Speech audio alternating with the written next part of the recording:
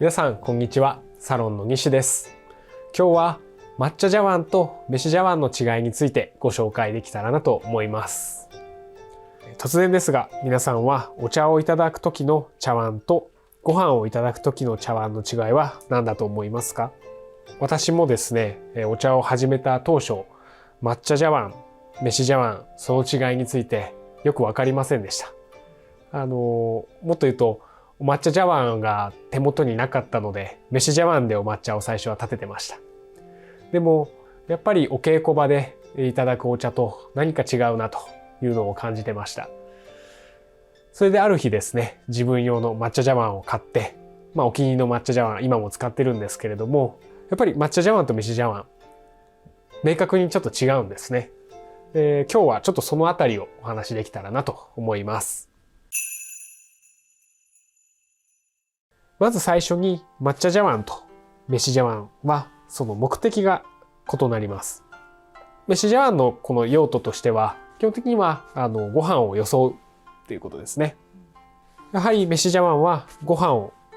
よそいやすく、また食べやすく持ちやすいようデザインされています。で、一方抹茶茶碗は抹茶を立てるための茶碗ですね。抹茶を立てやすいよう口を広めに作っていたり、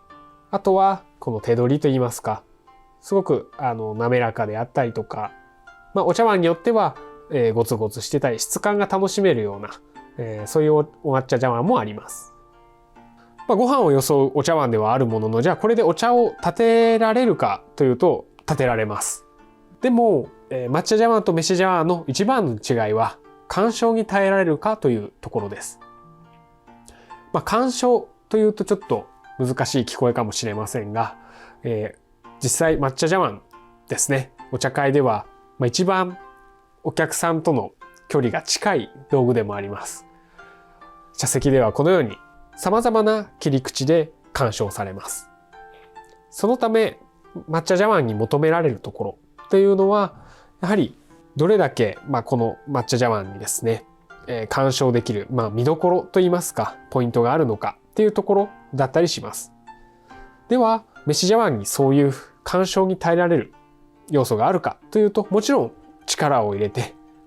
作家さんが、丁寧に飯茶碗を作られていたりもすると思うんですけれども、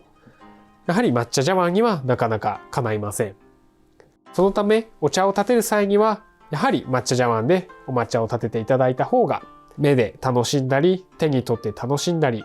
様々な切り口で楽しみ方が期待できるのではないかなと思います。やっぱり一番お茶席で、実際に亭主が自ら立ててですね、そして亭主が選んだ正面を、見てですね、手にかき抱いて飲むっていう、これら一連の行為を通じて、これも一つの鑑賞だと思うんですけれども、実際に自分がその鑑賞を通じてやっぱり感じられることっていうのはとても豊かなことなんじゃないのかなと思います。で、そういったことがじゃあ飯茶碗で叶うかというと、ちょっと飯茶碗はやっぱりそう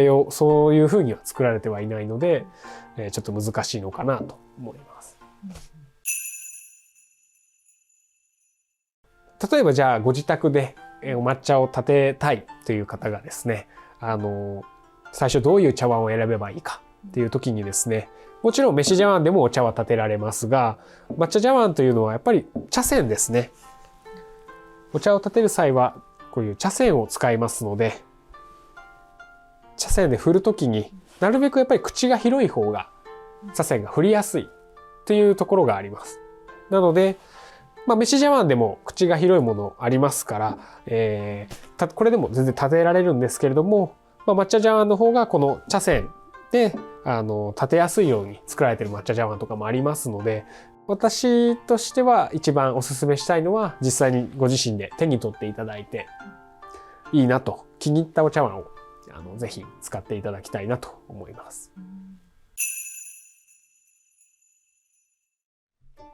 で、抹茶茶碗はですね、一般的な抹茶茶碗と認識されやすい形ってこういう形かなと思うんですけれども、こういう形もありますよということでですね、これは靴輪型っていうんですけれども、ちょっとぐにゃっとしたお茶碗ですけれども、やっぱり面白いですよね。実は抹茶碗っていうのは必ずしもこうでなければならないというようなそういう決まりがあるわけではなく、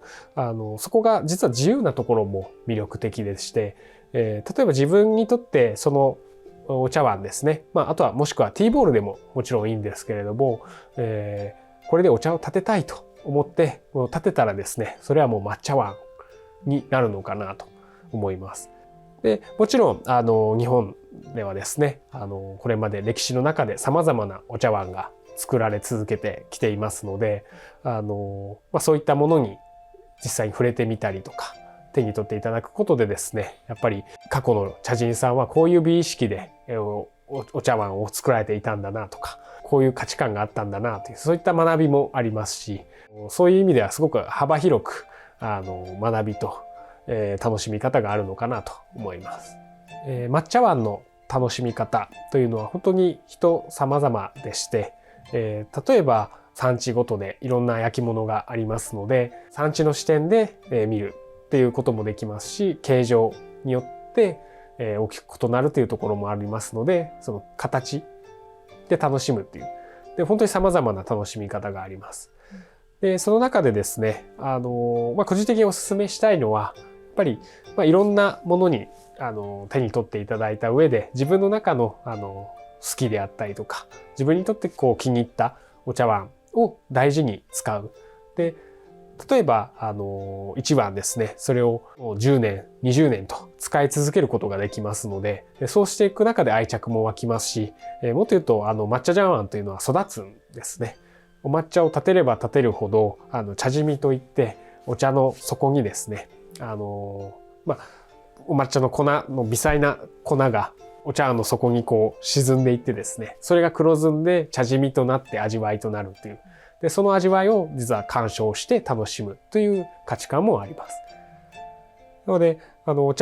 茶茶碗、飯茶碗、もちろんどちらでお茶を立ててもいいんですけれども、私はそういうお茶の楽しみ方においては抹茶茶碗をお勧めしたいなと思います。こちらの動画をご覧になられている皆様も、ぜひ日本にお越しの際は、様々なお茶碗を手に取っていただき、自分にとってお気に入りの茶碗をぜひ使ってみてください。本日もご視聴いただきありがとうございました。また次回の動画でお会いしましょう。